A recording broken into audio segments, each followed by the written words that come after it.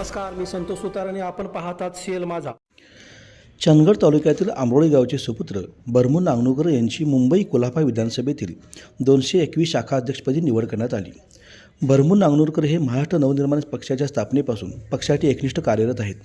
पक्षात त्यांनी विविध पदावर प्रामाणिकपणे काम केले. त्यामुळेच पक्षाचे अध्यक्ष राज ठाकरे यांनी ही जबाबदारी नांगणूकर यांच्यावर दिली.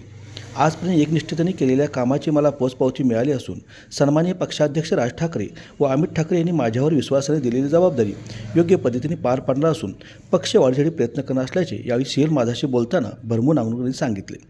नांगणूरकर यांना मनसे नेते बाळा नांदगावकर, सरचिटणीस संजय नाईक, महिला सरचिटणीस सुप्रियाताई दळवी, उपाध्यक्ष अरविंद गावडे, बबन महाडिक यांच्या उपस्थित नियुक्तीपत्र देण्यात आले. नांगणूरकर यांच्या निवडीमुळे कुलाबा तसेच त्यांच्या मूळ गावी आंबरोळी गावी या ठिकाणी सर्वत्र कौतुक होत आहे.